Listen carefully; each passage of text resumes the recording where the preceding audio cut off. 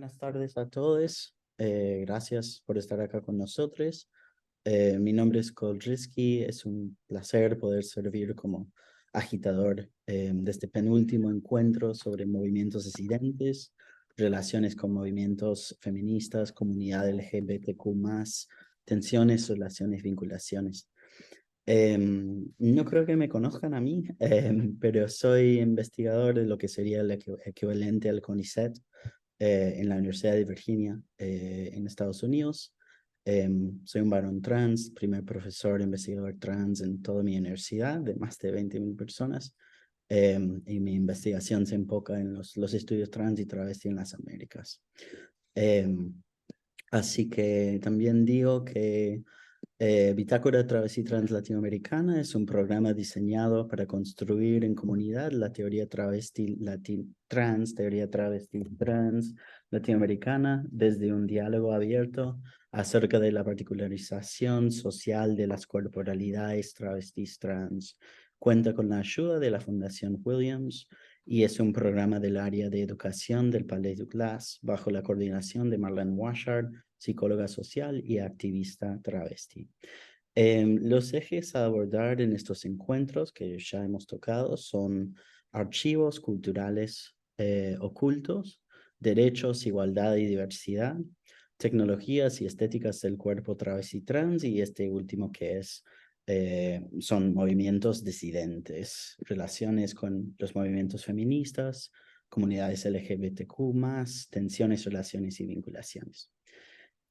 Antes de empezar con las presentaciones de Victoria Antola y después Victoria Stefano, quiero subrayar algunos de los temas que han surgido en estos últimos encuentros y que pienso importante resaltar y que me gustaría retomar en este encuentro de hoy.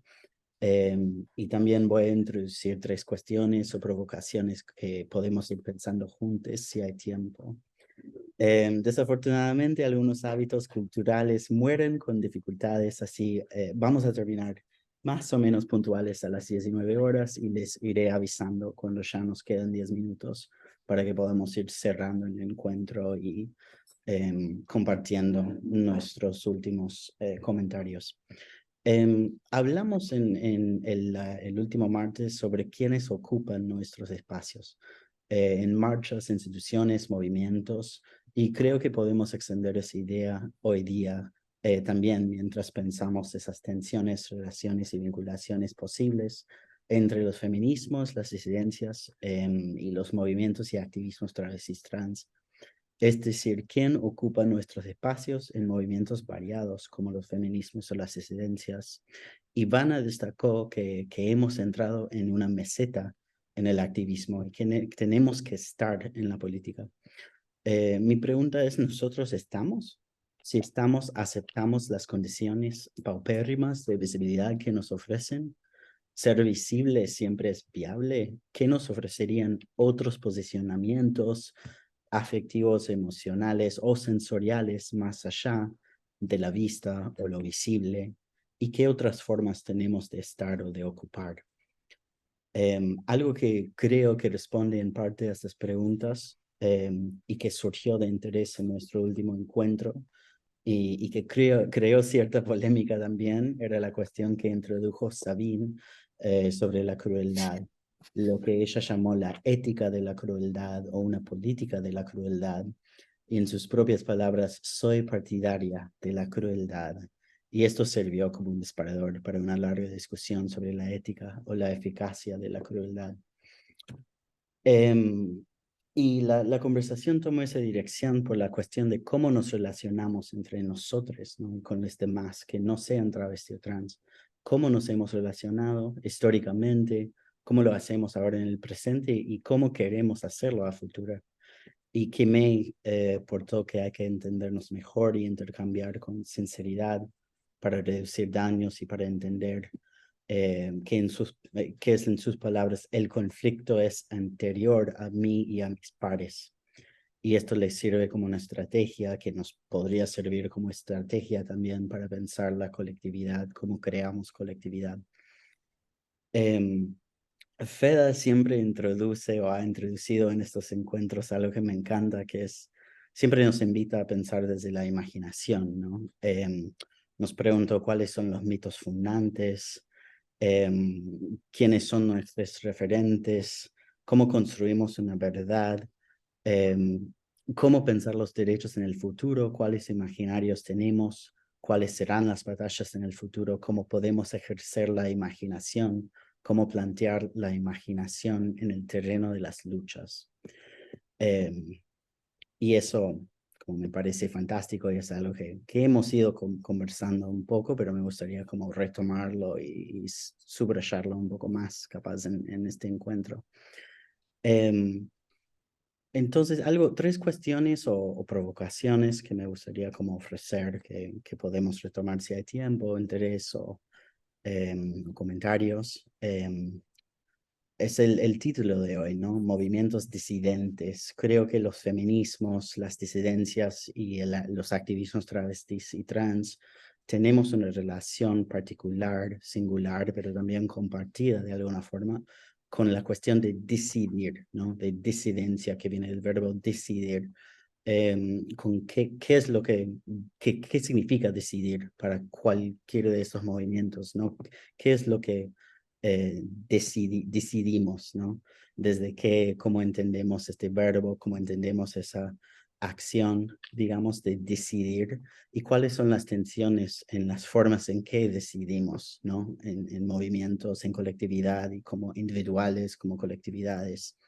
Y una pregunta que, que me surge siempre ¿es compatible el transfeminismo con la teoría travesti trans latinoamericana? Que no tengo respuesta, pero es algo que podemos ir charlando. Y otra cosa que me llama la atención es un modo de vinculación, pensando en el eje de hoy, que creo que se apropia al activismo feminista, disidente, travesti trans, acá en Argentina, y es un concepto que surge desde la escritura de Loana Berkens, ¿no?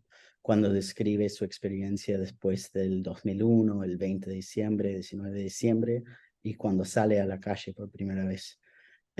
No tengo mis libros acá, que estoy de viaje, pero sale en el libro, la colección editada por Diana Mafia, sobre la identidad política travesti.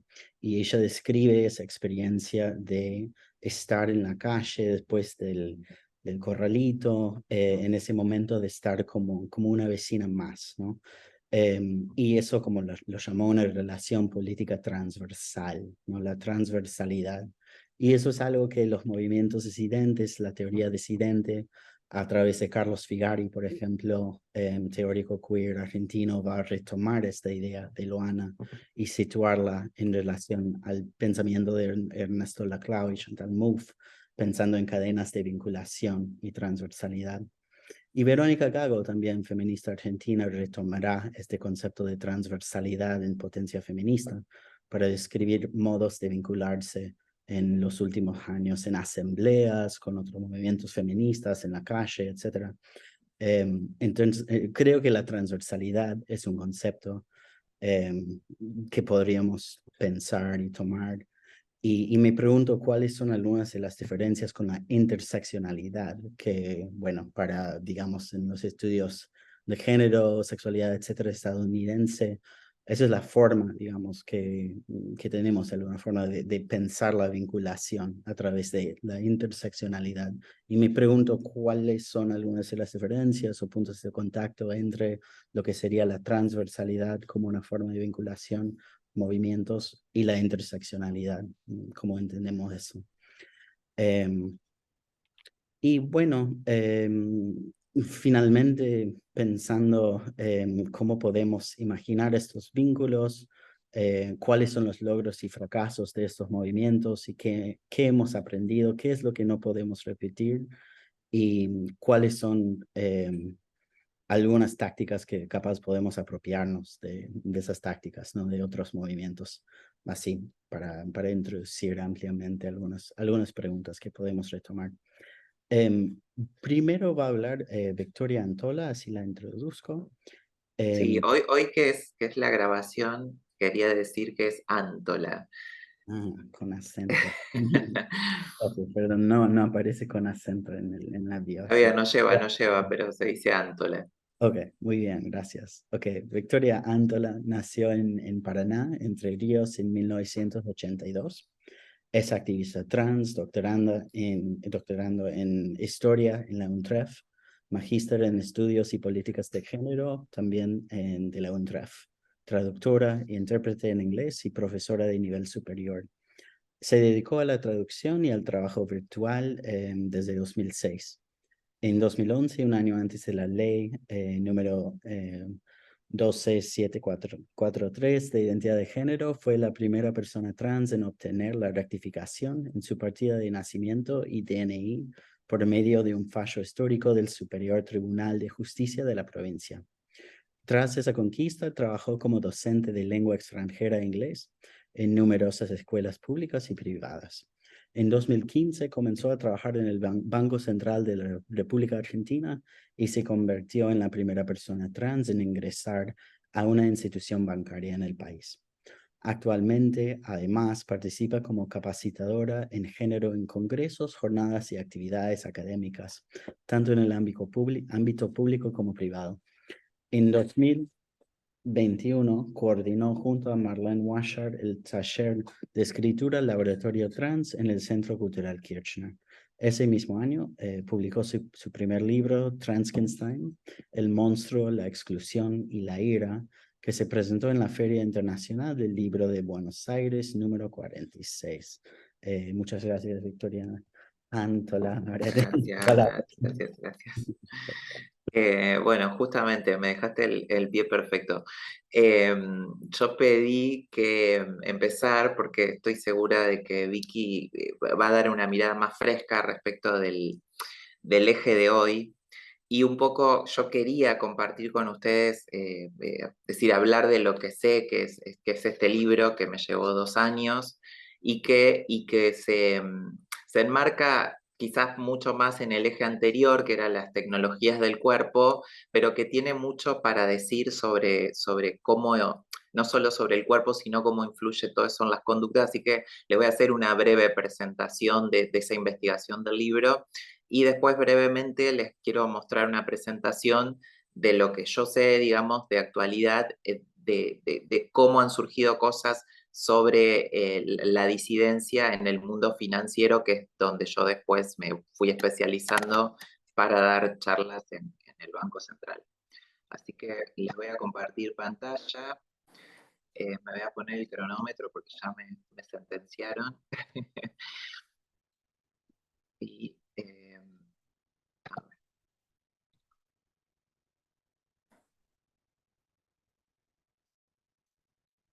súper lenta mi compu, les pido disculpas.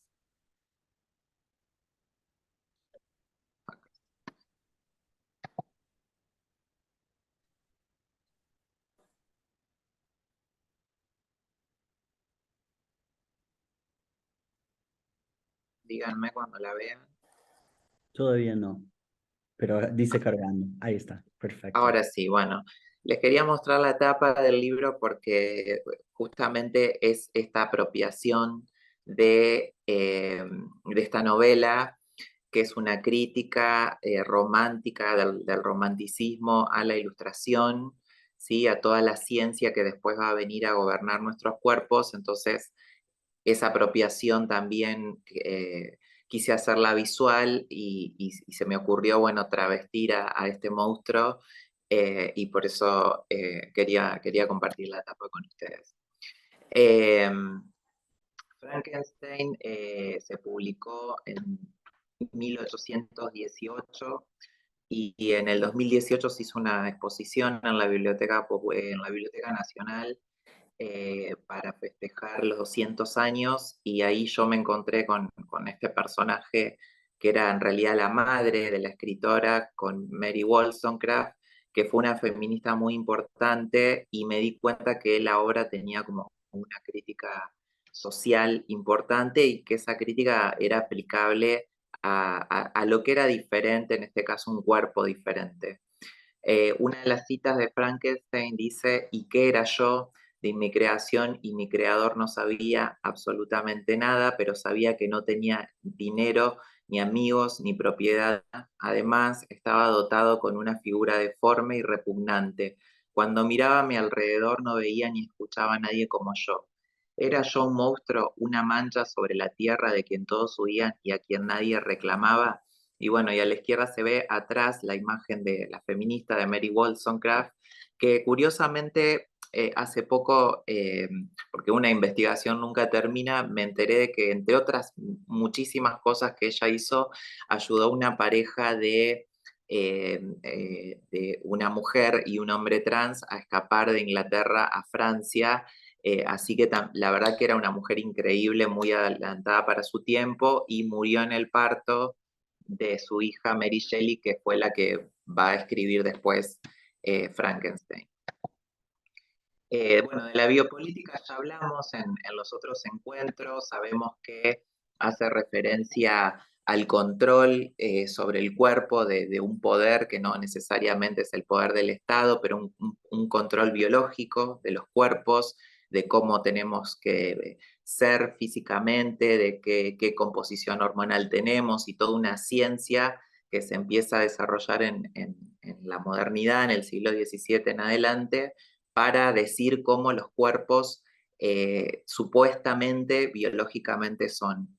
Y uno de los ejemplos previos a esa teoría es que antes se creía, como no se diseccionaban los cuerpos, porque la religión tenía como una política muy en contra de la disección, y el cuerpo era considerado como un templo del Espíritu Santo y era algo intocable, los médicos, como por ejemplo dice ahí Galeno, en el siglo II después de Cristo, creían que había un cuerpo único y que ese cuerpo era femenino por falta de calor vital, y que por eso no se desarrollaba un pene, por ejemplo. Y los dibujos que había de un modelo de vagina eran exactamente iguales, la cavidad vaginal a la forma de un pene, como se ve ahí en el dibujo, y esa era la, digamos, ignorancia de la ciencia, que en ese momento era tomada como conocimiento, que el cuerpo de la mujer era una derivación del hombre, como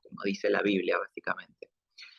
Después vemos que en el siglo XVIII se ve en este grabado de William Hogarth, vamos a ver que se empiezan a diseccionar los cuerpos con fines médicos y con fines científicos, y es muy impresionante. Este grabado se llama La recompensa de la crueldad, porque los cuerpos que se diseccionaban eran generalmente cuerpos de personas humildes, o personas que morían en la calle, personas sin familia o prisioneros. Es decir, los cuerpos de la gente vulnerable y pobre se usaban para crear ciencia, para los avances científicos y para este control del cuerpo que va a surgir después del siglo XVIII.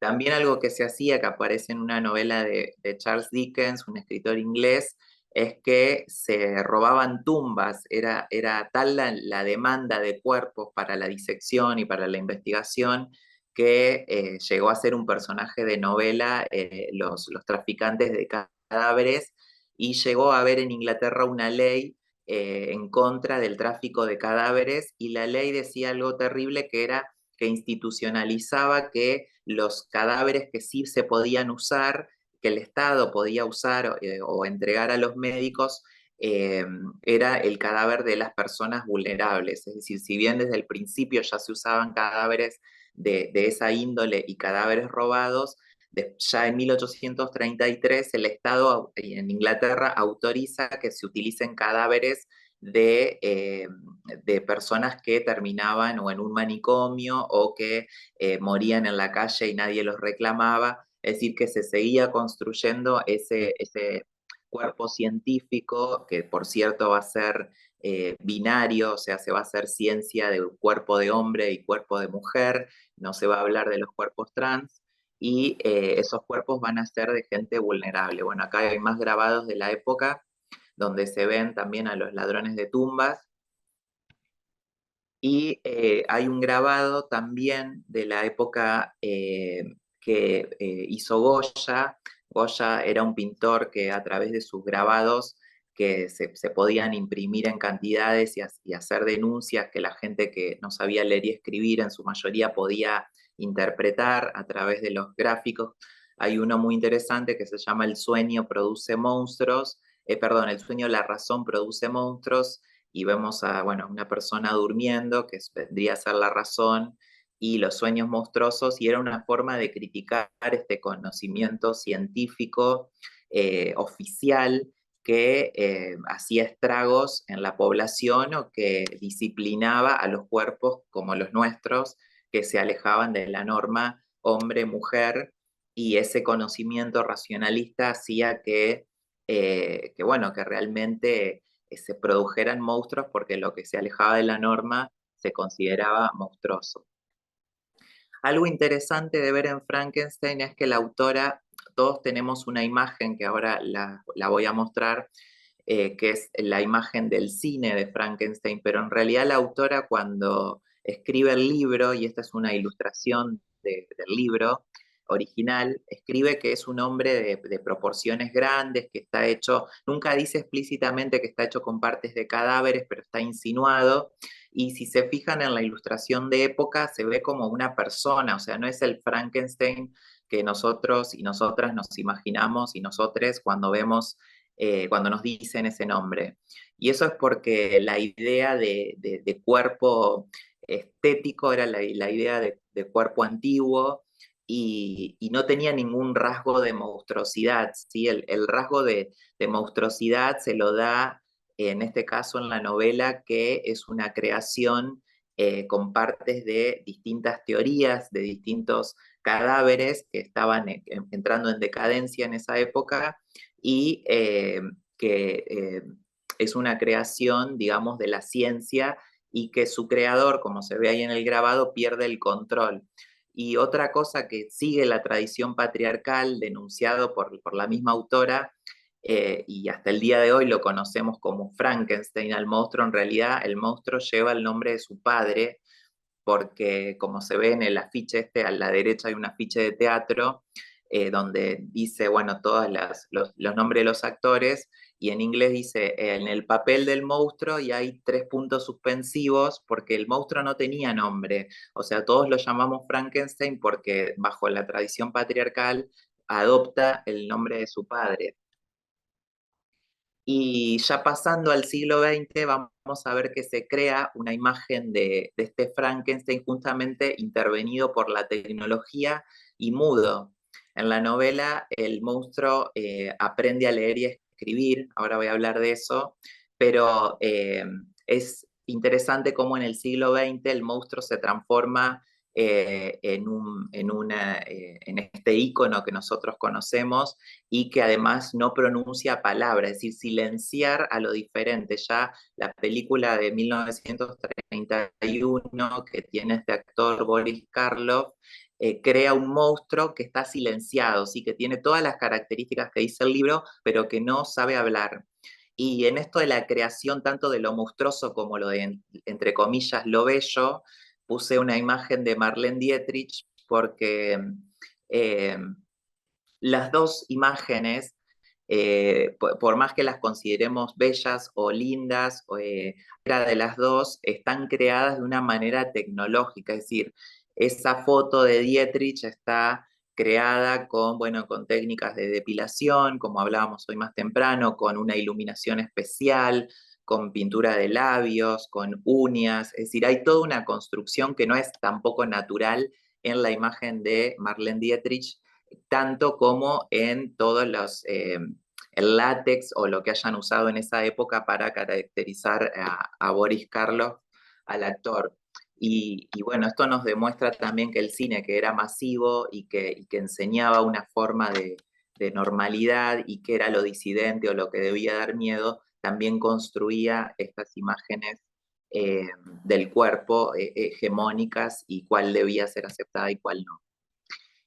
Algo que me pareció interesante a mí para usar Frankenstein y compararlo con mi Frankenstein, con las personas trans, es que Frankenstein cuando es expulsado del laboratorio donde nació, se refugia en los bosques Y yo enseguida pensé en la analogía de las personas trans, por ejemplo, acá en Buenos Aires, en los bosques de Palermo, ¿sí? Refugiándose en un lugar a la noche donde no van a tener un ataque directo con la sociedad como si salieran a la luz del día.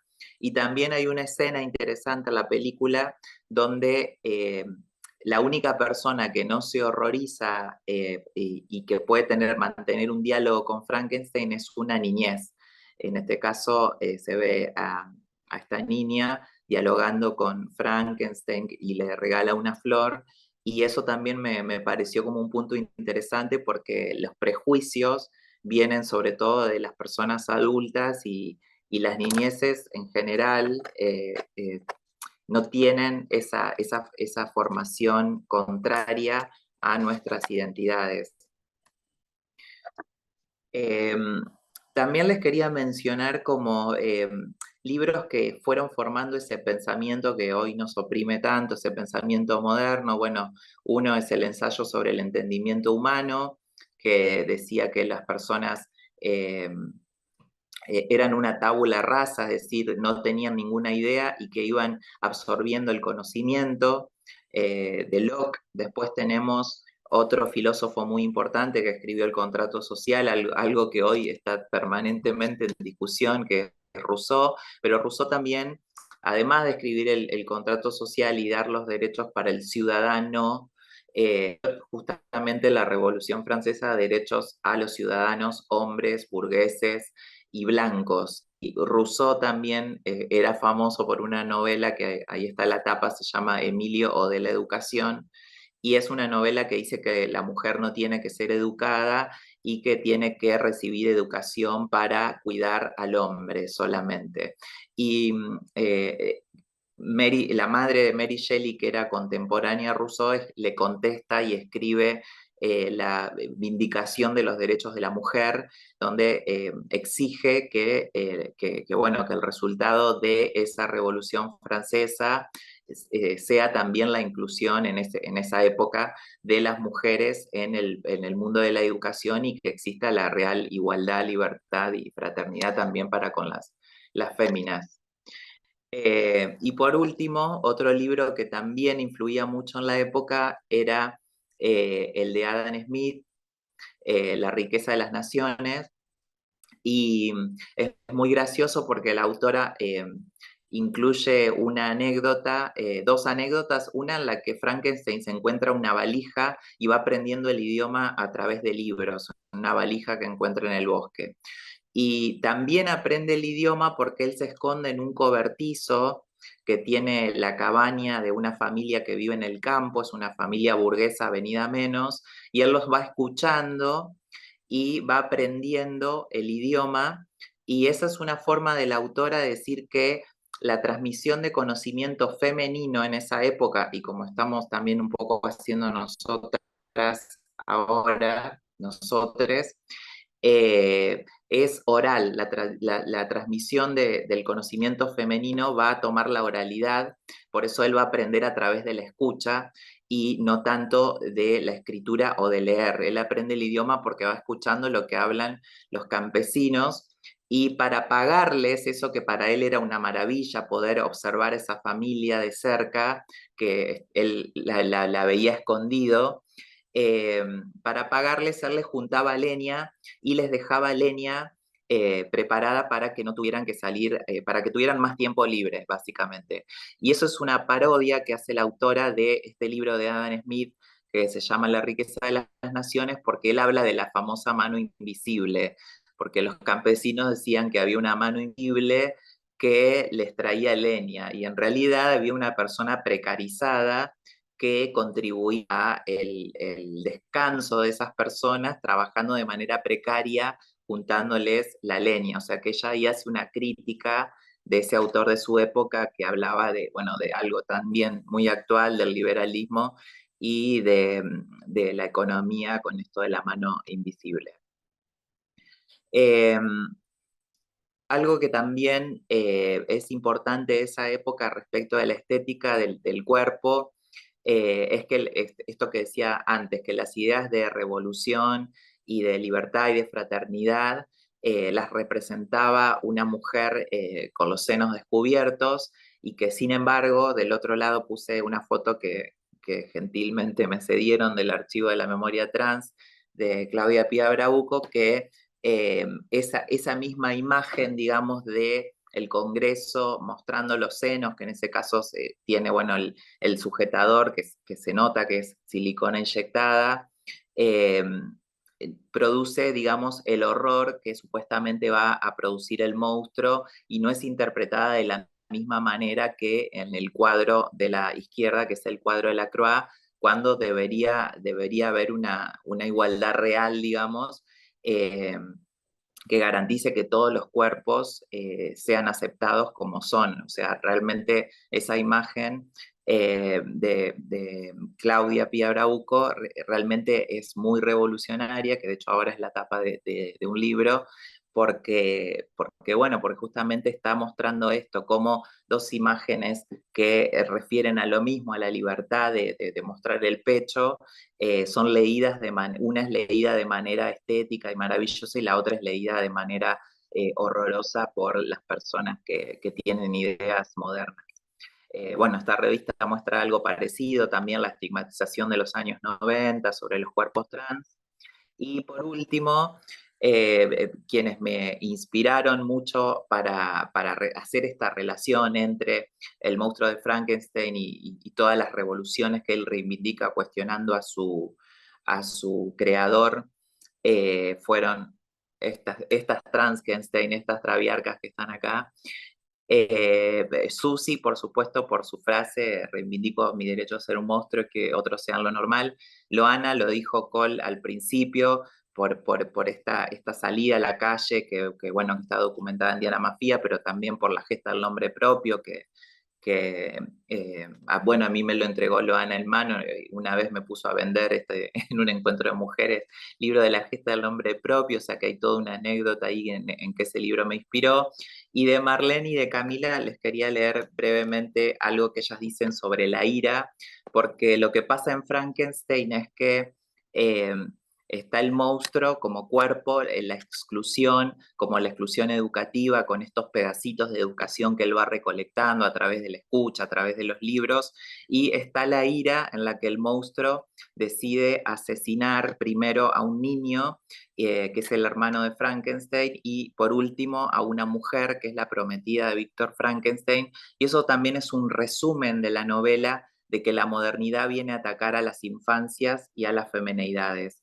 Y quería leerles brevemente de Camila Sosa Villada un párrafo de Las Malas que dice: así era la rabia que habían inoculado en cada una de nosotras, tomar la ciudad por asalto, ese era nuestro anhelo, terminar de una vez con todo aquel mundo fuera de nuestro mundo, el mundo legítimo, envenenarles la comida, destrozar sus jardines de césped bien cortado, hervir el agua de sus piletas, destrozar a mazazos esas camionetas de mierda, arrancarles del cuello esas cadenas de oro, tomar sus preciosas cartas de gente bien alimentada, sus preciosas caras, perdón, de gente bien alimentada, y rayarlas contra el pavimento hasta dejar expuestos los huesos. Me pregunto qué habría pasado si en vez de mandar la rabia a lo más hondo de nuestra alma travesti, nos hubiéramos organizado. ¿Qué pasó en cambio? ¿A dónde nos llevó a tragarnos el veneno? A morir jóvenes, porque salvo en esos súbitos y rabiosos estallidos praticidas, las travestis no matábamos ni una mosca. Y del libro de Marlene, de una teoría suficientemente buena, yo rescaté un párrafo en el que ella está en diálogo con Claudia Rodríguez, y dice Marlene: a mí cuando vos hablas en otro momento de rabia, yo voy cambiando el objeto de mi rabia, ¿no? Antes era claramente el milico que venía a detener, o el homofóbico, ahora me subleva en rabia el contexto ese tibio que se queda callado, ¿no? Que ante dos o tres violentos asienten, se quedan callados y no dicen nada, porque es esta forma de no saber poder, de delegar poder en otras y en otros, y ahí me lavo las manos y ahí voy a seguir teniendo mi trabajito, y ahí voy a seguir teniendo mi cubículo en este sistema que será de mierda, pero no lo puedo soportar. Me subleva la rabia. Digo, nadie está obligado a volar, pero tampoco, y esto sí está prohibido, nadie debería cercenarnos las alas a quienes queremos volar. ¿Qué pasa con la niñez y esto de ir cortando las alas de manera cruel y criminal? Que se callen, no, de violarnos y que se callen, de tapar a la iglesia, de tapar todas las instituciones, de que la profesora, la maestra te tire de las orejas o te deje en silencio hablando y burlándose de vos. Bueno, y ahora brevemente, sé que estoy pasada de tiempo, pero les quiero compartir una presentación brevísima sobre lo que habla el sistema financiero de las disidencias. Y hay 3 investigaciones que son las más conocidas en el ámbito del Banco Mundial, que es una institución que el Banco Central escucha o que le parece su discurso interesante, y se llaman el costo global de la homofobia y la transfobia, el costo económico del estigma y la exclusión del colectivo LGTB, que es un estudio sobre la India, y el programa It Gets Better, que hace algunos años estuvo aplicado en el Fondo Monetario Internacional, y había un video en la página del Fondo Monetario Internacional, que creo que sigue estando, donde sus empleados salían del closet y bueno, y decían cómo habían podido seguir trabajando para el fondo en esa salida de closet, digamos, una apropiación, digamos, de lo LGBTIQ. Eh, También en bibliografía argentina, Mercedes de Alessandro, que ocupó, no sé si todavía lo ocupa, pero un cargo en el Ministerio de Economía en este gobierno, incluyó un capítulo sobre la educación sexual, el acceso a la salud y la incorporación de baños neutrales, y una persona cis hablando de nuestra inclusión. Eh, bueno, las estadísticas que ustedes ya conocen de las investigaciones de Loana y de Josefina Fernández, eh, la documentación que vienen haciendo algunos medios por momentos bipolares sobre los transfemicidios. Acá, por ejemplo, se retoma al revés el título de Judith Butler: en vez de cuerpos que importan, cuerpos que no importan, el silenciado genocidio travesti trans. Esta nota es de Franco Torquia del 2019, y esta la retomé porque después quiero ver las cifras actuales. Y quería mostrarles que en el mundo financiero y económico es muy importante para las empresas apropiarse de esta información que nosotros y nosotras y nosotres producimos como diversidades, y hasta hay un grupo que se llama el Grupo Red de la Universidad Torcuato Di Tella, que asesora a las empresas por una membresía de bastante dinero, y actualmente están contratando algunas personas trans para generar estas guías, pero en un principio las hacían personas cis. Y las empresas que pagan, digamos, esa membresía son estas que ven en pantalla, que no son una pyme, son empresas que manejan millones y millones de dinero. Invierten también dinero, no en nosotras como trabajadoras, pero sí en nuestro conocimiento y en nuestros saberes, para aplicarlos a las empresas, o sea que eso es algo que no nos tiene que pasar por alto. Bueno, algo que también seguramente ustedes conocen, que es el uso y abuso de la publicidad y de nuestras banderas, que lo hablamos en el encuentro anterior, para fines comerciales, de nuevo, sin tomarnos como trabajadoras. Y sin cumplir ni siquiera con el cupo, las empresas privadas, como en este caso, que es un banco privado, inclusive con logos como este: el valor más grande es vivir como uno elige, apropiándose nuevamente de nuestras identidades y tomando ese conocimiento, pero repito, no tomando empleados diversos. Eh, y esta noticia, que sería la contraparte de la otra noticia de 2019, que dice: les disidentes una vez más ausentes en los planes oficiales, que es durante el macrismo, donde directamente había medidas de maquillaje respecto de la disidencia, no hubo avances importantes. Y por último, la encuesta de la semana pasada, bajé esto de internet, sobre los femicidios y travesticidios.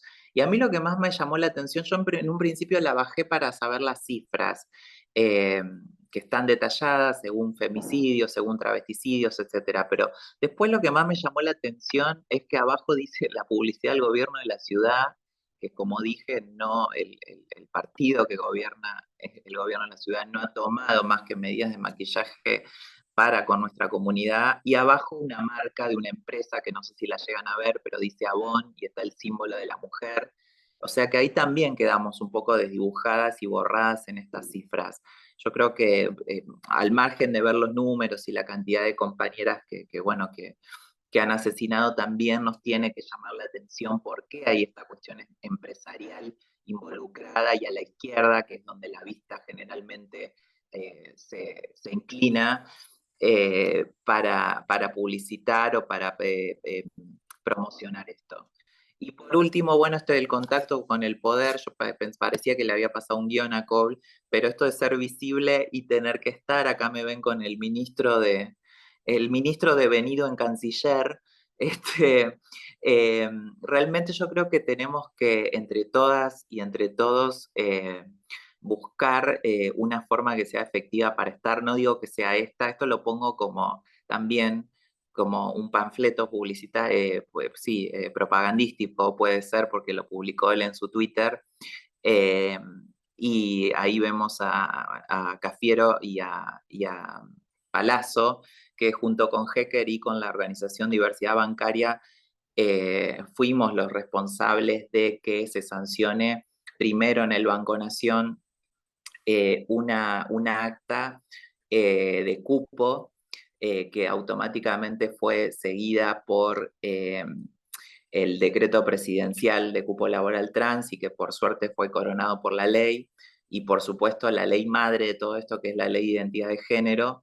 Y en el ámbito financiero, el Banco Central, ya en 2015, como una reacción a la ley de identidad de género, emitió una comunicación donde pedía que los empleados y empleadas y empleades fueran capacitados en atención al público para conocer la ley de género y aceptar si una persona no quiere ser tratada con su nombre de pila si no ha hecho el cambio de DNI, y cómo hacer el registro, etcétera. Eso estaba obligatorio. Bueno, durante el macrismo no se hicieron tantas capacitaciones, ni esto llegó a todos los bancos, hoy está siendo un poco más respetado. Y la comunicación a 7100 también instauró en el BCRA el tema de capacitar a los empleados en cuestiones de género y sensibilizarlos para prepararlos para esto que se venía palpitando después del decreto de cupo, que afectaba al sector público pero no al Banco Central. Cuando sale la ley, esta posibilidad de capacitar en Ley Micaela fue importante para preparar el terreno para las compañeras que van a entrar este año a trabajar en el Banco Central, después de 7 años del ingreso de la primera, que fui yo, y que la verdad que es una gran alegría. Eh, Estaba estipulado que el cupo se va a cumplir un 50% en el 2022 y otro 50% del 1% en 2023. Esto yo sé que parece poco, por ahora son 7 compañeras, pero la verdad es que es algo que a mí me ha llevado muchísimos años, y aunque fuera una, me emociona un montón porque ha sido una lucha donde ha habido que caminar esos pasillos que además tienen una iglesia adentro. El Banco Central adentro posee una capilla, que eso habla de la idiosincrasia de la gente que lo habita y de lo difícil que ha sido, nunca lo digo, pero de lo difícil que ha sido soportar algunas miradas, y hoy eh, con el apoyo de ustedes, porque para mí el apoyo son ustedes, o sea, no es ni tal gobierno ni tal, para mí lo concreto y el apoyo son ustedes y la posibilidad de charlar esto con ustedes. Así que bueno, es una noticia para que sigamos exigiendo que ese cupo se cumpla completo, pero para que estemos felices de que está en movimiento, y bueno, y que cada vez vamos a ser más las que intentemos cambiar eso. Muchas gracias. Fantástico. Muchas gracias, Victoria Antola. Ahora vamos a escuchar a Victoria Estefano, que es activista travesti y militante territorial de la ciudad de Santa Fe, en la provincia de Santa Fe. Además es periodista, comunicadora y conductora. Su trayectoria militante comenzó en 2011, perdón. Con un amplio recorrido como activista dentro de los feminismos, formó parte de la Mesa Ni Una Menos de Santa Fe, la organización social La Poderosa y la Mesa del Orgullo de su localidad. Impulsó la ordenanza de cupo laboral trans en la ciudad de Santa Fe y la ley de cupo en la provincia. Desde 2019 escribe para el medio periódicas y es colaboradora de Agencia Presentes, Cosecha Roja y Periódico Pausa. Fue la primera conductora trans en la televisión santafesina y la primera travesti en encabezar la conducción del evento TEDx en su ciudad. Fue reconocida por la Cámara de Diputados de su provincia por su labor periodística y aportes a la lucha por la igualdad con el reconocimiento Alfonsina Storni. Actualmente tiene 30 años y trabaja en el Ministerio de Cultura de su provincia. Muchas gracias, Victoria Estefano, te escuchamos. Gracias. Hola chicas, buenas tardes. Bueno, nada, me encantó tu exposición, Vic. Quiero leer este libro. Un poco quería volver sobre los ejes propuestos para hoy, pensando en esto de las organizaciones sociales. Como que, nada, la concepción general acerca de las organizaciones sociales, o por lo menos la concepción académica, habla de esto de grupo de personas organizadas que sostienen una serie de vinculaciones entre sí para alcanzar ciertos objetivos. En esos términos tan generales podemos identificar una multiplicidad de organizaciones sociales. Una familia puede ser una organización social, una empresa puede ser una organización social, un partido político puede ser una organización social. Entonces ahí vemos que también hay un contexto que influye muy concretamente en el surgimiento de esa organización social. Para mí la pregunta interesante en torno a eso es cuándo las travestis nos convertimos en una organización social, cuando en algún momento podríamos habernos identificado con esa concepción concretamente.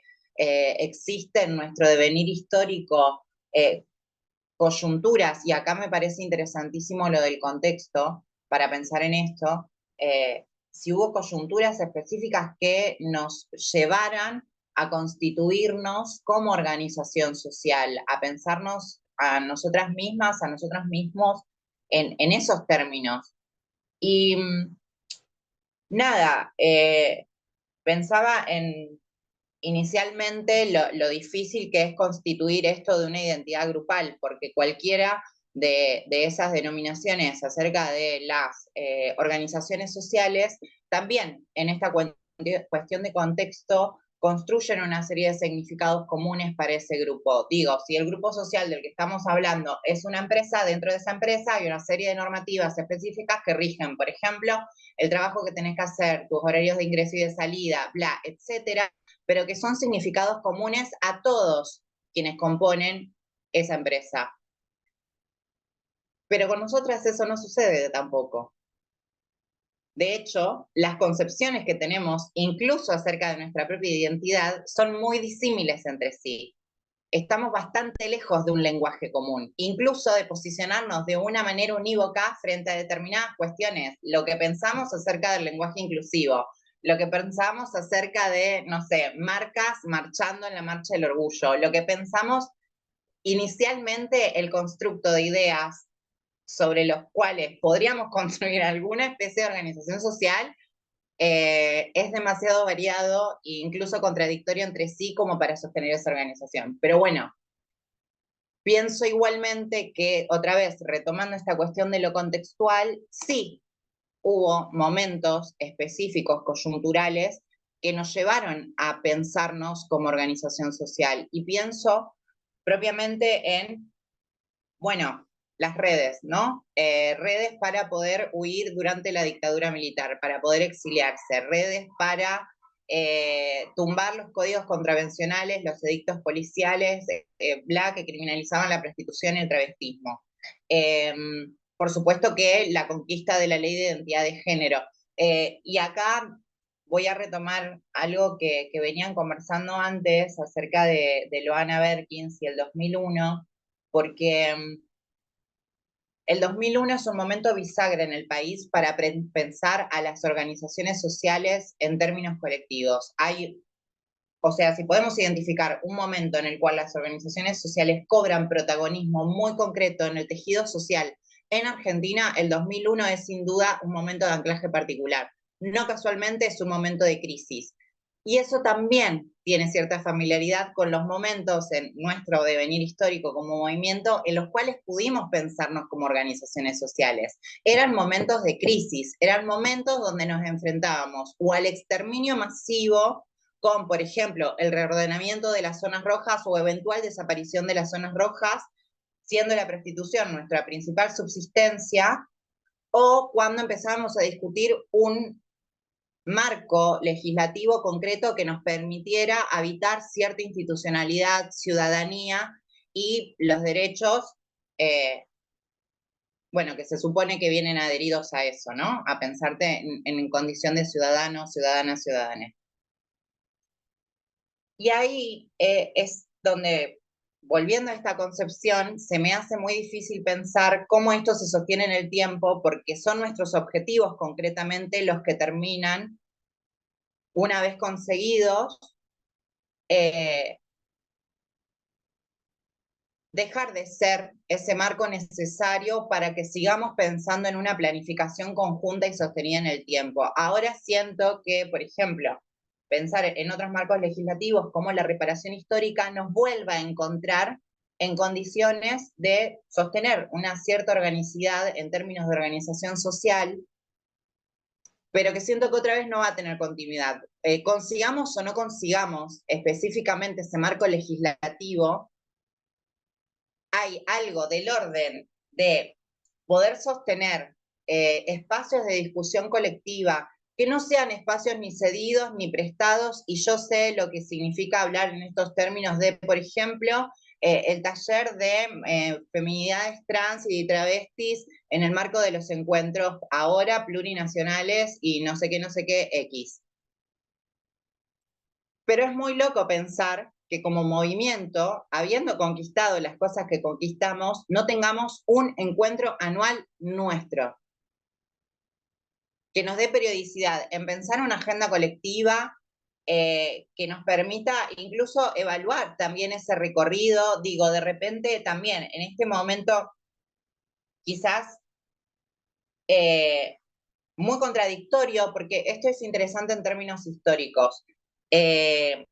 Las organizaciones LGBT, en términos generales, también tienen como una organización mucho más concreta y visible, al menos en el contexto argentino, a partir del regreso de la democracia. Y en ese momento, un debate que aún no estaba sucediendo, pero que iba a suceder muy pronto, era esto entre la transexualidad y propiamente las identidades travestis, que no me parece algo menor, porque ahí también hay una cuestión histórico-teórica que nos excede por mucho, pero que tiene que ver cómo las concepciones específicamente trans tienen un factor mucho más médico-patologizante que fue necesario en un momento histórico para poder darle entidad a determinadas existencias, en un marco donde, bueno, la medicina también tenía otro peso y lo sigue teniendo en cierta forma. Y por otro lado, esto de las identidades travesti como una construcción social mucho más latinoamericana, revolucionaria, en un contexto de empobrecimiento, de lucha social, etcétera, etcétera. Y por supuesto, toda la construcción acerca de esto. No somos varones porque renunciamos al poder, no somos mujeres porque renunciamos a la sumisión. Hasta ahí, este debate no había sucedido concretamente, pero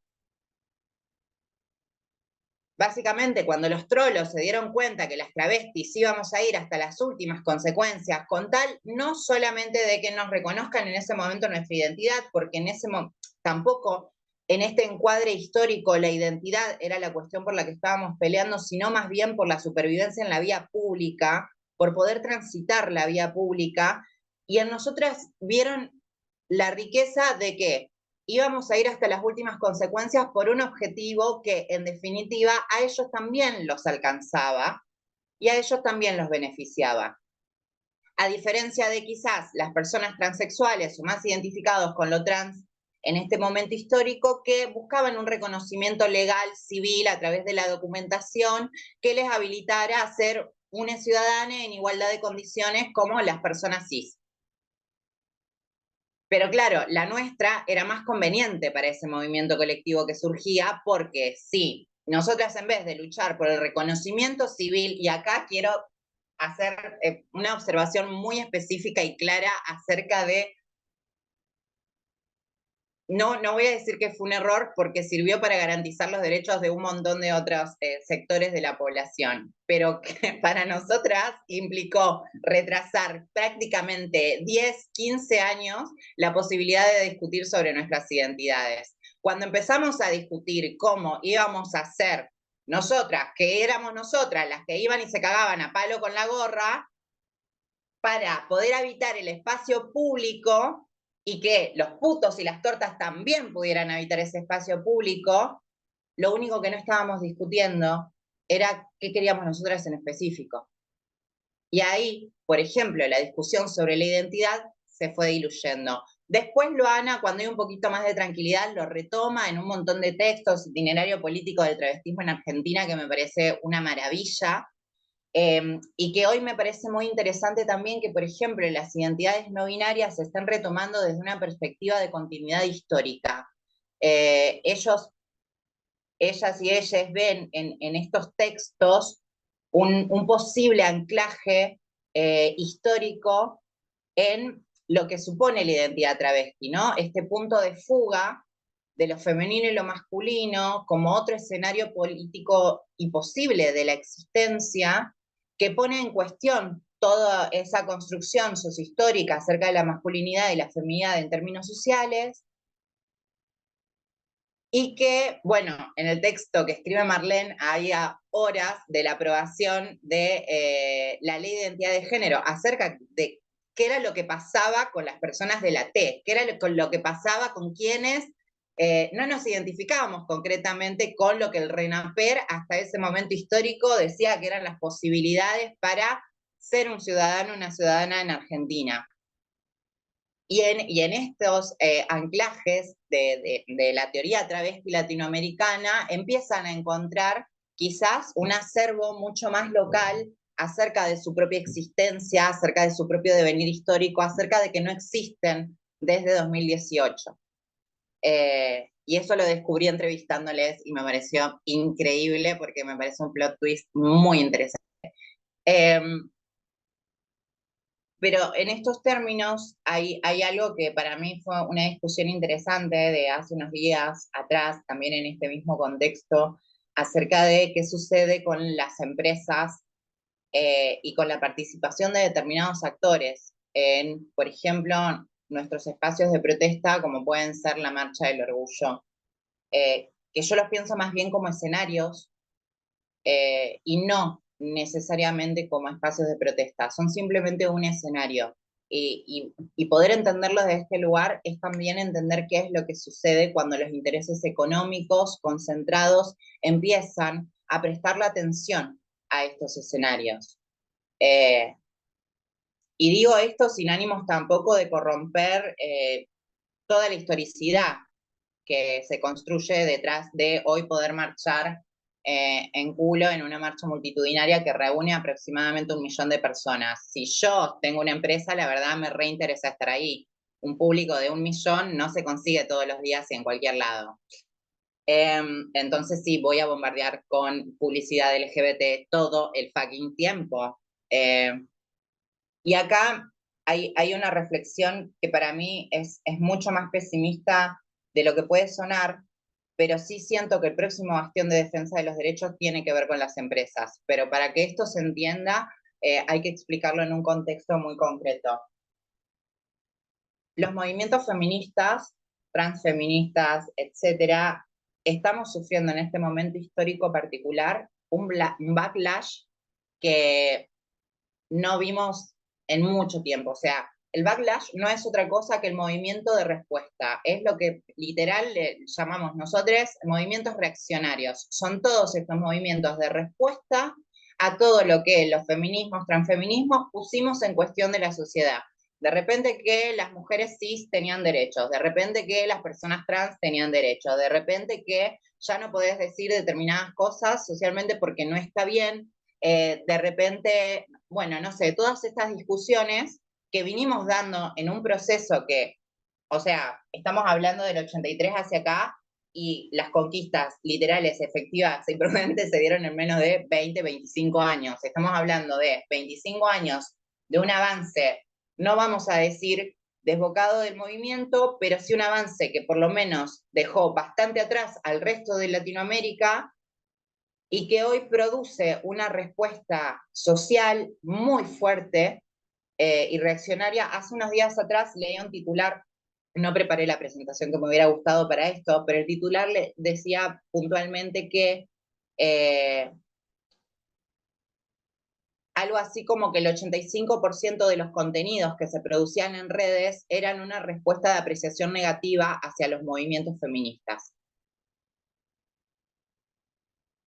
Y eso habla de una resistencia muy concreta, por supuesto, pero también habla de un escenario de ideas que habilita lo que ya vimos, al menos en otros países de Latinoamérica, eh, que son los gobiernos de ultraderecha, con una legitimidad social básicamente de raíz populista. Y esto no es menor tampoco en el contexto en el que acá, particularmente en Argentina, vamos a tener elecciones el año que viene y hay candidatos muy específicos. Yo no soy partidaria de esconder los nombres de la gente. He participado en muchas instancias de discusiones en relación a esto, en relación a los movimientos reaccionarios y qué hacemos sobre todo desde la comunicación frente a estos movimientos. Y vez tras vez me he encontrado con compañeros, compañeras y compañeros que no dicen Javier Milei, por ejemplo, o no dicen Amalia Granata, o no dicen Agustín Laje, o no los nombran. Para mí hay que nombrarlos porque siento que en algún momento esa estrategia de no querer darles pelota entre 2019 y 2020-21 sirvió solamente para que volvieran mucho más enojados y sintiendo que nadie los estaba tomando en serio. Y ahora no nos queda otra que tomárnoslo muy en serio, porque lo que se pone en cuestión son derechos, son conquistas, son marcos de habitabilidad. Entonces, conversamos acerca entre otros puntos, de qué hacíamos frente primero a la ferocidad con la cual las periodistas, feministas, transfeministas, nos estábamos encontrando en ciertos contextos que hace mucho tiempo no nos sucedía, donde empezamos a encontrar una respuesta social, donde empezamos a ser perseguidas. Bueno, sin ir más lejos, el caso Arcoiris en La Rioja, no sé si todos le conocen, pero es un caso de abuso sexual en la infancia con una revinculación forzada, que fue básicamente el anclaje que los movimientos reaccionarios encontraron para desacreditar sistemáticamente a todas las periodistas feministas de La Rioja. Básicamente a través de las campañas en redes sociales de hostigamiento hacia estas periodistas, de deslegitimación de estas periodistas, y puntualmente a través de un diputado que ocupa una banca, que es un diputado liberal, y uso liberal entre comillas porque claramente no tiene el mismo significado en este contexto que en otros,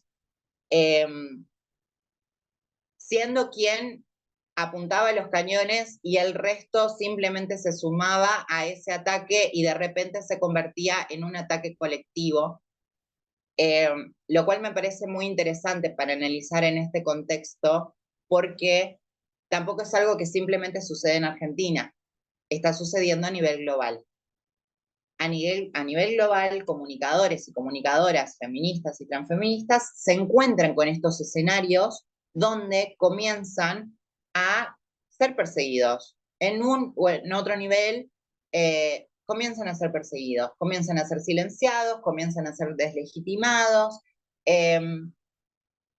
Y esto también habla de un clima de ideas muy concreto. Y acá es donde para mí hay que analizar en profundo cómo se producen ciertos bombardeos mediáticos para construir esas ideas a nivel social y darles cierta aprehensión en determinados espacios, al menos. Siento que en este sentido, si bien los periodistas tenemos la tradición de asumir que somos grandes transformadores sociales, la aposta es que acá la política también perdió un horizonte o al menos un límite en lo que tenía que ver con las etiquetas de decoro. Había comportamientos que estaban permitidos y comportamientos que no en los ámbitos de discusión legislativa, y esa etiqueta se violó una vez y se perdió para siempre. Pero además también se perdió una etiqueta social muy interesante y no menor que tiene que ver con la violencia política específica. Por supuesto, atravesada por la violencia de género, como es el intento de magnicidio hacia la vicepresidenta, pero que tenemos que poder leer también en este marco histórico específico. Cuando fuimos con compañeras y compañeros a manifestarnos por el intento de magnicidio, uno de los carteles que llevamos decía: nosotros les avisamos que los discursos de odio mataban. Y literal, hace mucho tiempo venimos diciendo que los discursos de odio matan. Se dieron cuenta ahora que les tocó a ellos, pero que además no le tocó a cualquiera de ellos. Le tocó a la que de ellos reviste interés institucional, representa o es una de las máximas representaciones del poder institucional. Y ahí es donde también siento que, bueno, nada, hay un corrimiento muy concreto y me fui porque me fui, pero esto, volver a la organización social implica reconocer lo que las empresas pueden aportar a esa lucha de transformación. Hubo un momento histórico en el que solamente éramos nosotros y nada más. En un contexto de derechas importa dónde el capital se esté invirtiendo, y si esa inversión viene de empresas privadas, nos conviene mucho más que esas empresas hablen de cupo laboral trans y hagan publicidad con nuestras caritas que no las hagan. Simplemente eso. Fantástico. Bueno, muchísimas gracias, Victoria, por la presentación. Victoria Estefano. Tenemos las dos Victorias hoy día. Em, Quiero abrir a preguntas. Seguramente hay un montón. Estas presentaciones funcionaron muy bien juntas y creo que hay muchos puntos de contacto y también de divergencia, sí. Espero hablarlo.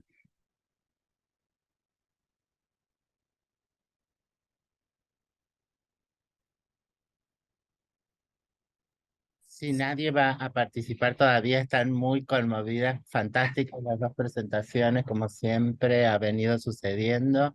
Gracias. Pero tal vez para que no se me vaya, eh, a Vicky, la poderosa, es como marcar, hay un piso siempre, ha habido siempre un piso de diferenciación en esto que tan bien marcaba ella, que para la organicidad, ¿no? De hacer un frente común. Porque que tiene que ver necesariamente, me parece a mí, con cómo estamos colonizados y cómo,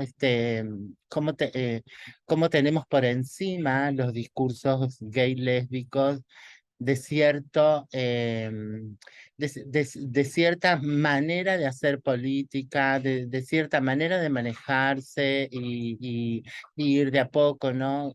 Que yo la relaciono con los aprendizajes que tuve desde muy niña, con mis amigas gay y con mis amigas travestis, ¿no? Y la primer traba que me dijo, bueno, hay que prostituirse, porque si no vas a ser un gay pagando. chupando pijas en un baño inmundo y corriendo el riesgo que después de chupar la pija te caguen a palos, o después de pagar el vino, borracho, te caguen a palos. Entonces, o te pones como diosa y le cobras lo que sea, porque no te van a venir a ofrecer el matrimonio con la heladera, la cocina, el perrito y la perrita y toda la cosa. Es un ratito que sos bonita a oscuras y demás. Entonces, digo, de esa diferenciación, incluso en momentos en que el enemigo era tan claro como la policía, o sea, ha habido cosas que nos han marcado muy claramente de qué lado estás. O el calabozo, la reja del calabozo, estamos de acá a un lado y la psicóloga o la asistente social del servicio penitenciario puede ser la más piola del mundo y vos, pero acá hay una reja y ella está del otro lado. Entonces hay algo que te separa. No es tan claramente como, tan obvio como, sí, en contra de la policía, ¿no? Que nos llevó demasiado tiempo. Em, pero incluso ahí, en esos momentos donde era tan claro, eran los edictos policiales, era la policía, era una persecución, nuestro movimiento estaba dividido en las que decían, bueno, em, ¿qué puedo decir yo? La discusión siempre era con ATA, ¿no? Éramos otra, Alid, Futuro, contra ATA, queriéndole hacer entender. Ellas decían que debíamos defender el derecho a vestirnos como queríamos, poder identificarnos como mujeres y que dijéramos que éramos peluqueras, que éramos artistas, que andábamos en club, en bodega, y no, la prostitución, era indefendible la prostitución, menos los gays y las lesbianas, querer defender, poder defender la prostitución, que era el lugar donde habíamos sido arrojadas indefensas. Y en esa discusión, bueno, todas nosotras muy claras y las compañeras con muchas menos herramientas muy claras porque nos pasaba por el cuerpo, pero ahí se me surge muy clara la voz de Nadia, eh, diciendo esto, no, somos putas, o sea, no es inescindible un derecho u el otro. Luchamos por todos, porque estamos en prostitución, acá nos han arrojado y de esto vamos a seguir viviendo. O sea, y después otras sutilezas, bueno, como lo traías vos, la ley de identidad de género, eh, eh, eh, con ese encontronazo es la autopercepción, pero la autopercepción según el binarismo heterosis. O sea, o te autopercibís mujer o te autopercibís hombre, y no hay tu tía. Entonces, y que no es menor porque es la posibilidad de que tengamos un peso y sustancia propio como subjetividad social, ¿no? No es que no somos un adjetivo del hombre y la mujer, no somos un apócope, no, tenemos sustancia propia y de la misma manera que nos miramos diferente al espejo, también miramos diferente la maternidad, la economía, los movimientos sociales, las relaciones sociales, la universidad, la forma de investigar o no investigar, digamos, tenemos una mirada diferente del mundo en su completitud y una crítica completa a ese mundo que nos han construido y en el que nos obligan. Incluso creería que al capitalismo y al socialismo por igual, digamos, ¿no? Y que ha quedado, no hay con esa frase, no hay nada más parecido a un machista de izquierda a un machista de derecha que un machista de izquierda, o sea, ahí se junta, digamos. Y y con la posibilidad o la esperanza de que podamos, bueno, yo estoy absolutamente convencida que lo que nos falta es el tiempo de paz para juntarnos entre nosotras y conversar fuera de toda normatividad heterosis, binaria, capitalista y zaraza, poder discutir entre nosotras y nosotros y nosotres, eh, desde eso, qué es la identidad, qué es para nosotros la identidad, cómo construimos nosotros la identidad y tal, y lo que sea, ¿no?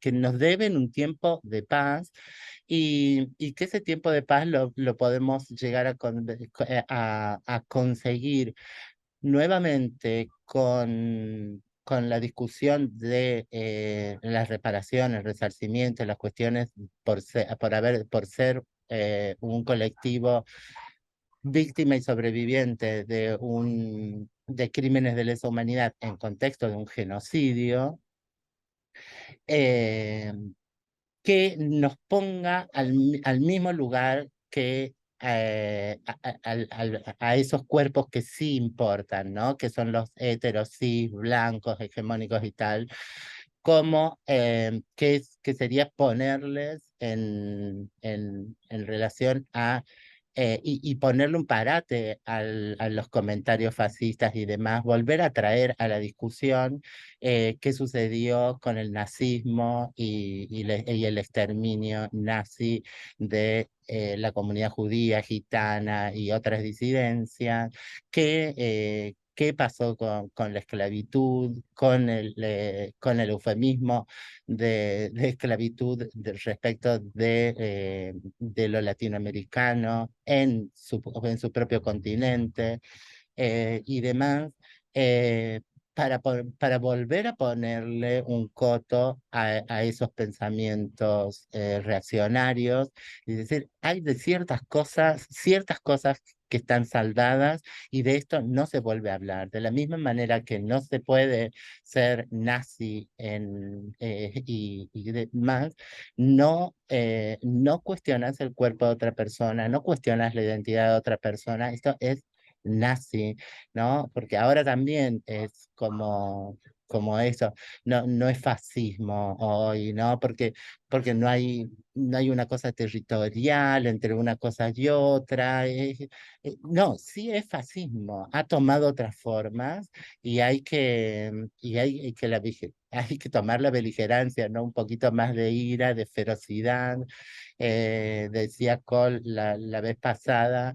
em, y, y nada, esto me parece fantástico y, y me parece, tengo 2000 cosas también sobre Transkenstein y la posibilidad de pensarnos desde ahí, de poder analizarnos desde ahí, no con la monstruosidad que es cualquiera. Ahora la sirenita es una propuesta hermosa, pero o embellecida en realidad, pero la sirena también era un monstruo en sus comienzos, ¿no? Lo que pasa que que se salvan aquellas monstruosidades que por lo menos cantan bonito, que por lo menos son bonitas o muy jóvenes, que por lo menos, o sea, les reconocemos cierto privilegio a partir de que en esa monstruosidad hagan un esfuerzo por entretenernos al menos, como Zulma Lobato. Si Zulma Lobato nos hace reír a costa de sí misma y de su ingenuidad, de que de que se están burlando de ella, bueno, vale para la limosna, ¿no? Para los 5 minutos de fama, para el espacio, para la palabra. Nunca nos olvidamos con Loana que el surgimiento de Zulma Lobato fue por ir a Crónica a denunciar a la policía de lo que le estaban haciendo y de repente la transformaron en esa licuadora que te termina siendo un producto consumible, ¿no? En alguna medida.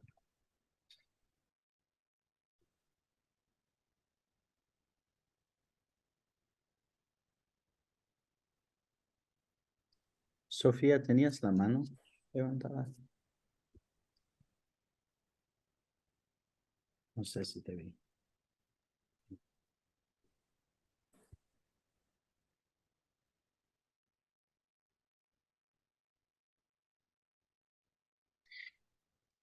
No, puso que no. Yo quería decir una cosa que, como para hilar un poco lo que dijimos, las dos Victorias, esto que ella decía de que puede tener una beta posible o que hay que aprovechar lo privado.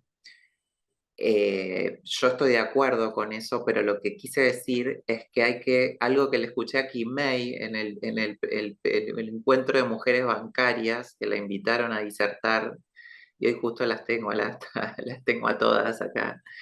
Y Kim May dijo una frase que yo no me olvido nunca, que dijo: los saberes de la prostitución hay que cobrar antes.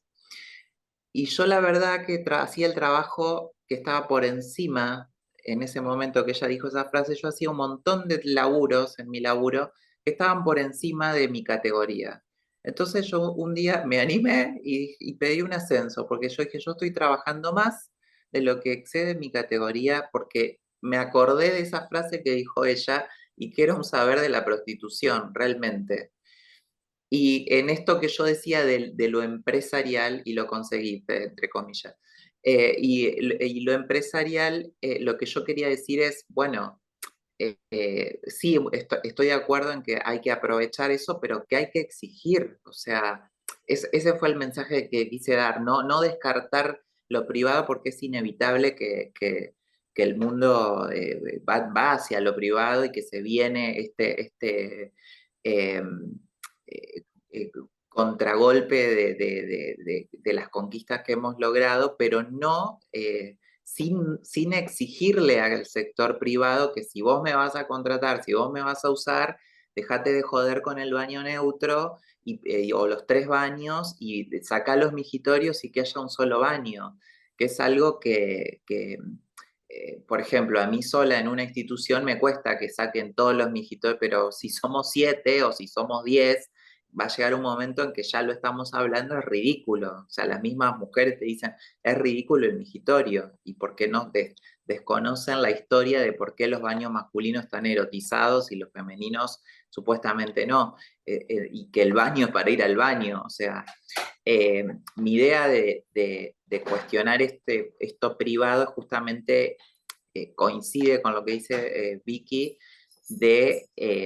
ok, pero nosotras usémoslo con este saber ancestral de la prostitución, de decir: bueno, buenísimo, yo te doy todo el gram, el brillo trans, pero vos a eso pagámelo, o sea, pagámelo transformando la empresa para que sea un lugar amigable para nosotras y para las que vendrán. O sea, en ese sentido lo decía.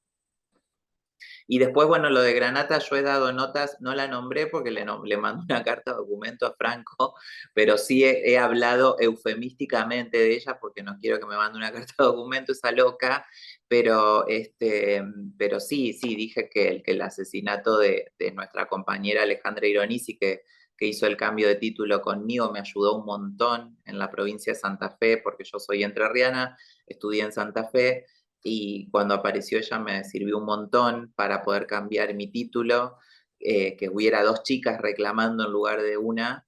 Eh, bueno, para mí gran parte de su travesticidio fue porque esos discursos de odio que empezó a decir Granata, que las hormonas, que porque se las daban gratis a las trans y qué sé yo en Santa Fe, y este mismo año la perdimos a Ale, justamente por eso. Pero sí, a veces no la nombro porque digo, capaz me llega no sé, bueno, ahora ya es Vox Populi, o sea, pero sí, en su momento por lo menos en mi caso, a veces como soy una empleada, o sea, no soy una funcionaria, no tengo poder de contratar a alguien, no tengo poder de decisión, no tengo empleados a cargo, a veces me da un poco de temor hacer una declaración pública sobre una persona que tiene una protección mediática, pero sí, pero sí es algo que obvio coincido, hay que denunciar, hay que decir nombre y apellido, tal cual.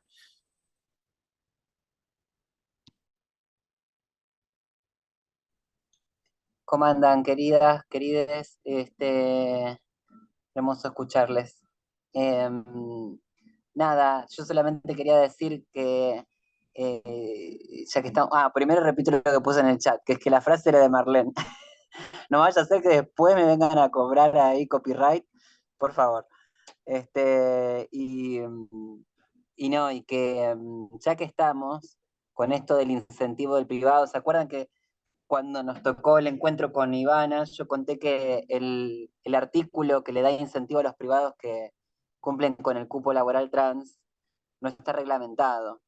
Ese artículo de la ley y el artículo de la línea de créditos para emprendimientos llevados adelante por personas trans no están reglamentados. Y que ya que estamos entonces, simplemente esto, aprovechar que estamos juntas ahora para rosquear, ¿no? Entonces decir, bueno, ¿cuándo hacemos una acción nacional, chicas? ¿Cuándo hacemos, pongamos una fecha de esto, como sabemos construir fechas, digo, como se construyen todos los movimientos sociales, ¿no? Así de, bueno, tal día nos ponemos de acuerdo para que sea una acción conjunta en los distintos territorios. Bueno, nada, esto lo levanto porque me parece que ha pasado muy de largo el tema de esos artículos y esto, si queremos que más privados nos incorporen o tomen medidas de incorporación de nuestra población y esos artículos de ley ayuda, porque si no están reglamentados no está dicho cómo van a ser llevados adelante y por lo tanto el Estado no lo hace, ¿no? Esa es la cuestión. Entonces, bueno, eso, pongamos fecha, che, y hacemos acciones en cada territorio.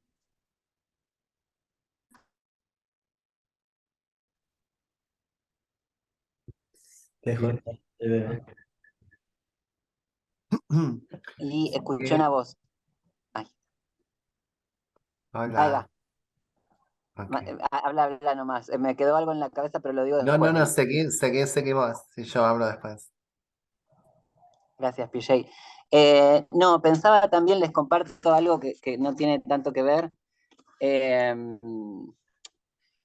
que con esto mismo de la idea es una anécdota que me gustaría poder compartirla con alguien, que es que el otro día, eh, bueno, mi hermana labura en un espacio de salud odontológica de la provincia de Buenos Aires, y me cuenta que se pusieron bueno, incorporaron compas trans al espacio, y entre otras habían intentado de incorporar a una amiga mía, yo ni sabía porque no estoy hablando mucho con ella, eh, pero me cuentan que cuando la llaman, eh, ella, bueno, dos cosas. Primero, que había puesto en su currículum que era activista y eso no lo miraron con buenos ojos en el hospital. Me dijo mi hermana, mirá, por ahí vos podés decirle, a mí me generó ternura, pero esto no. O sea, digo, y primer punto en el cual no saben entender, ¿no? La importancia de cómo nombrar la trayectoria propia, ¿no? O sea, de la relevancia que tiene poder nombrar como sea la trayectoria propia. Me dice, bueno, pero fíjate que esto le va a jugar en contra, bueno.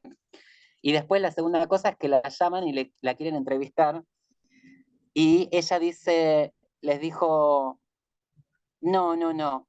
Al principio les dijo que no, y después les dice, bueno, está bien, yo te voy a dejar que me entrevistes.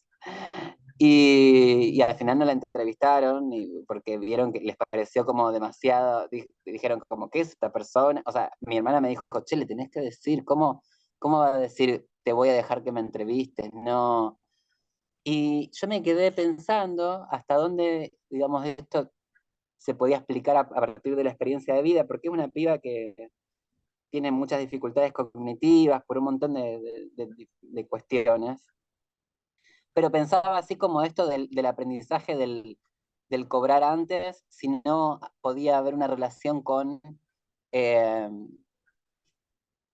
torcer la mesa de negociación cuando tengo que hacer algo que no quiero, ¿no? O sea, digamos, o sea, como bueno, está bien, yo te voy a dejar, pero y lo pensaba porque en la experiencia de esta amiga, yo una vez la acompañé en una entrevista y la pasó como el orto, ¿no? O sea, perdón, es cierto que esto va a estar grabado. La pasó muy mal porque le hicieron tipo un test un, psicotécnico, ¿no? Entonces le hacían unas preguntas que ella no entendía, ¿no? Como, bueno, si fueras una planta, ¿qué planta serías? Y cosas así, y se quedó muy mal.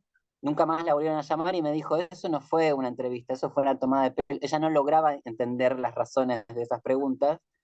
¿No? Entonces, en esta situación, claro, le dicen que primero tiene que pasarme una entrevista, y ahí, bueno, está bien, te dejo entrevistarme, ¿no? Pero, eh, y bueno, y penosamente, por supuesto, sigue quedando afuera, ¿no? Es una piba que constantemente, inclusive con la intención, ¿no? Con la buena intención hetero de mi hermana y de la institución, no alcanza, ¿no? O sea, como eso.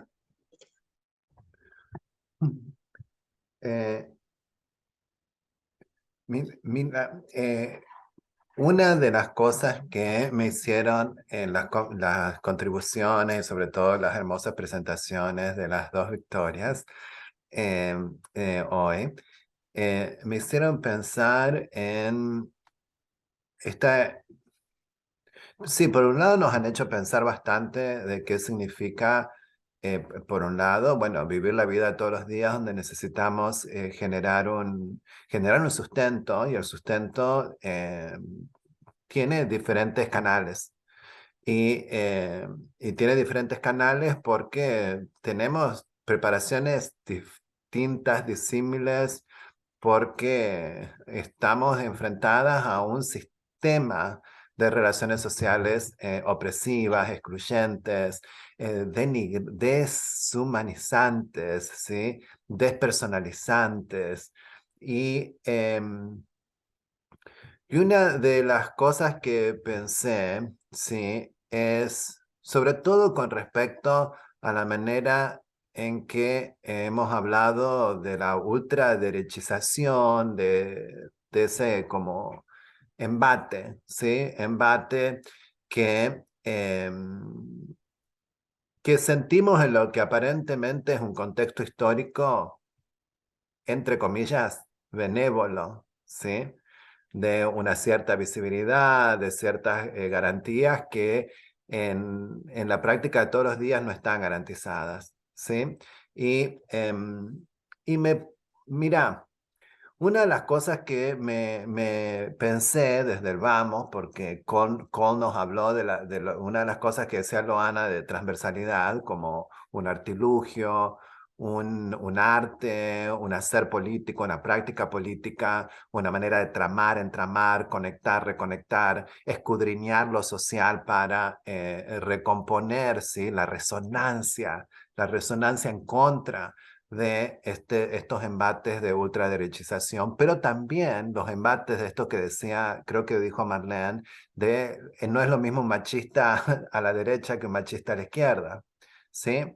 Y estaba mirando, ¿sí? En estos días que estuve viajando, viste que te vas de tu casa y dejas las verduras, las frutas, las dejas ahí, ¿sí? Están ahí en la mesada. Bueno, y volví y están las bananas muy bonitas por afuera. ¿Sí? Están amarillas, te acercas un poquito y es como que las miras y te das cuenta que mm, la, no está negra la banana, ¿no? Es decir, no está enmohecida, está como toda bonita, pero apenas la tocas, se comienza a desarmar, ¿sí? Y eso implica. Sí, una vez que comenzás a tratar de pelarla y demás, te das cuenta que la banana adentro, a pesar de que parece que está toda intacta, está totalmente como espuma, ¿sí?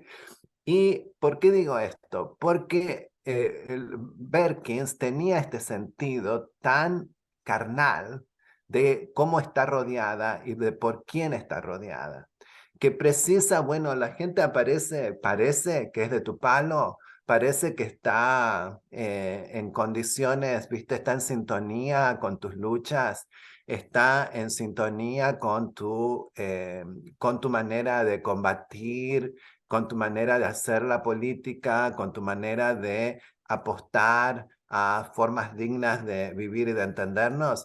Y la cuestión es que hay que vivir muy de cerca lo político para entender nuestra fibra, para tocar nuestra fibra, para comprender nuestra carne, ¿sí? Y me acuerdo que ella decía en el 2003, decía, mira, yo me paro al lado de los compañeros, en esa época no se decía compañeros, ¿sí? Pero me paro al lado de los compañeros de los derechos humanos con los estandartes y me queda súper claro que cuando están gritando puto de mierda a los policías, hay una manera de comprender, de pararse en la vida, de sentir la carne sobre la que no han reflexionado.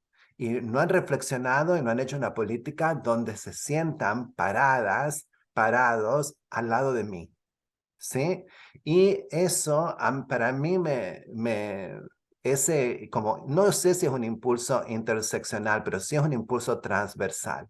Un impulso, ¿sí? De comprender con quienes estamos codo a codo, brazo a brazo, cuerpo a cuerpo en la lucha, pero requiere que te conozca de una manera carnal, ¿sí? Requiere que te conozca de una manera diferente, coalicional.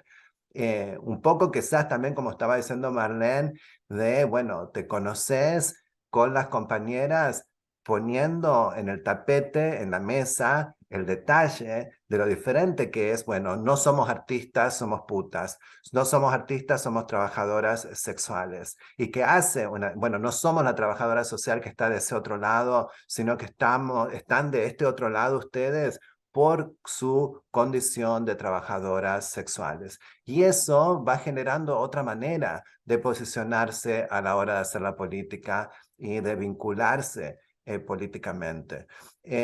Y con respecto a esto que nos trajo Kimei, digo, bueno, para mí la compañera está de muchas maneras oponiéndose al extractivismo, ¿no? De muchas maneras, con lo que sea, ¿no? Con todas sus complejidades, de no poder articularse en el mercado de trabajo y demás. Y creo lo que Kimei está resaltando es que desde el vamos, el momento en el que quizás estamos haciéndole un gesto a este sistema en el que vamos a tener un lugarcito, que es tener una entrevista de trabajo, ¿sí?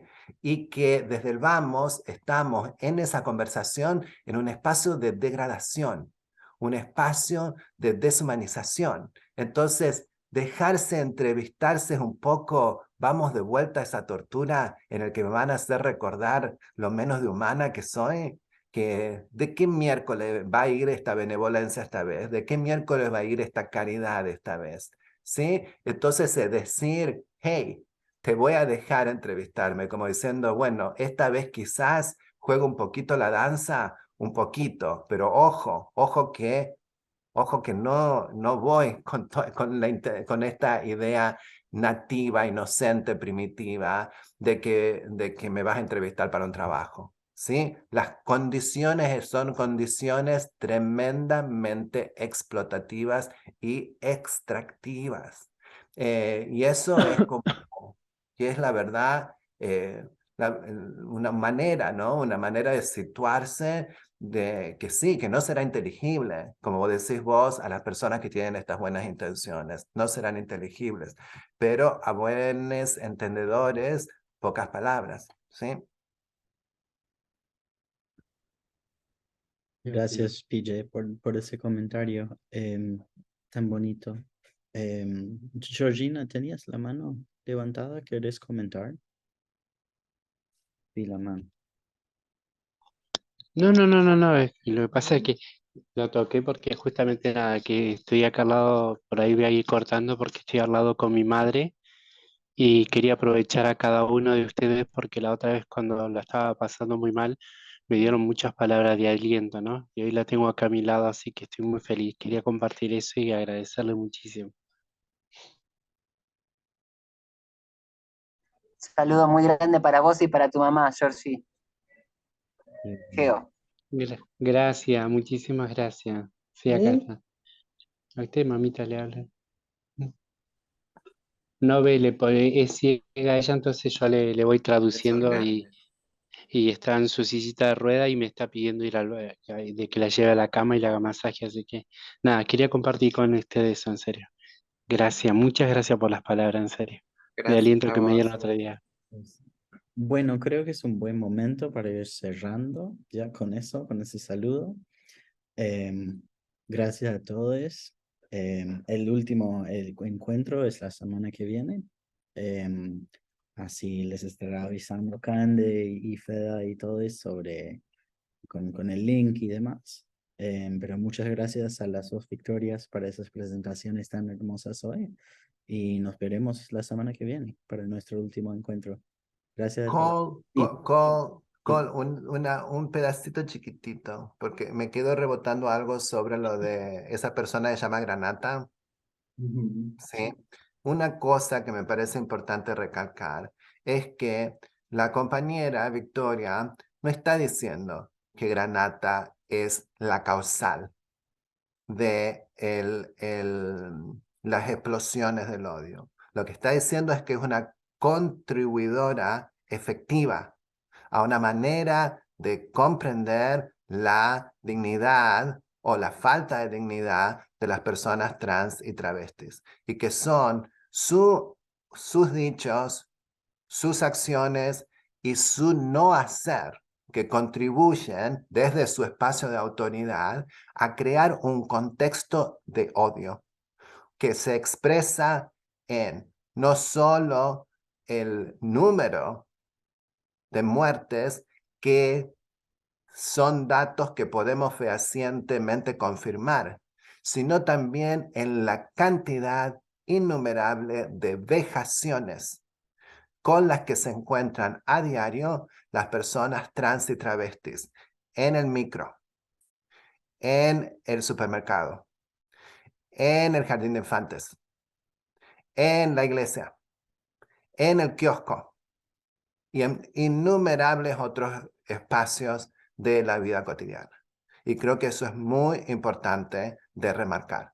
Y no lo hace porque es una persona que no tiene ni educación, ni no tiene saber, ni conoce cuáles son los límites o los efectos de su poder. Justamente ese es el problema. Es que es muy conocedora de cuál es la influencia que tiene, de qué espacio los medios le reconocen y cómo circulan sus discursos de odio, y la manera en que su hacer contribuye justamente a la ultraderechización y al debate de lo que no se puede debatir, que son los derechos humanos, porque los derechos humanos no son debatibles ni plebiscitables. Gracias, PJ. Veo que Marlene tiene un último comentario. No. No. Ahí, habilita mi micrófono. No. Ok. ¿La escuchan a Marlene? Sí. Sí, Habla se fuerte, escucha. sí. Bueno, nada, sumarle muy breve en relación a los aprendizajes constitutivos, esto de cobrar por adelantado. Digo, eso muestra la capacidad de negociación que todas las travestis hemos tenido históricamente, de negociar directamente con los varones y arrebatarles todo lo posible al cliente, el dinero, a la policía, la manera de, existe, está bien, tenés todo este ordenamiento, te puedo corromper, te puedo, y lo puedo hacer con dinero, con mi cuerpo, prefiero el dinero, porque si vos querés sexo, me deberías pagar y vas a quedar en deuda conmigo. No, así, medio así. Que es el problema que tenemos hasta la actualidad, ¿no? Que hemos tenido a lo gay lésbico negociando en nuestro nombre y después a los feminismos en nuestros nombres, recordando que el tema de hoy también eran las tensiones, porque las feministas están en los espacios de poder y están y manejan muchas cosas y también tienen ahí un problema porque negocian con sus maridos o negocian espacios para sus hijos, negocian espacios para sí, o sea, están negociando con los apellidos de sus abuelos, la memoria de sus abuelos, que es todo lo que hay que derribar, ¿no? Entonces, nunca van tan a fondo. Yo siempre digo el ejemplo de mi amiga Marta Dillon, que al momento de hacer una tapa importante, una contratapa de página 12 importantísima respecto del feminismo, de Ni Una Menos y lo que fue el primer paro internacional de mujeres, hace una enumeración sumamente detallada de las mujeres afro, las mujeres no sé qué, las mujeres no sé cuántos, pero no nombra a las lesbianas. Y todo la contribución, ni siquiera le pido que nombre a las travestis y todo lo que hemos aportado al movimiento, pero sí que nombrara a las lesbianas, que son insoslayables, y que ella es lesbiana. Digo, en algunos espacios todavía están negociando cómo se identifican y no se identifican, porque son muy visibles en la Marcha del Orgullo y demás, pero la verdad que en la Marcha del Orgullo muchas de ellas, sean psicólogas, no son visibles, digamos, porque, porque no sabemos quiénes son, quién es la psicóloga, quién es la antropóloga, quién es la periodista gráfica o... ¿no? Esto y solo esto como para que quedemos quizás con puntos suspensivos hasta la próxima. Ardido, nos han disparado para todos lados las victorias. Ah, muy bien. Bueno, con eso sí cerramos. Muchas gracias a todos. Nos veremos la semana que viene. Que tengan muy buena semana. Chao, chao, adiós. Chau, Gracias chau. por la Gracias. Cuídense. Un beso para todos. Besotes. Un beso grande. Adiós.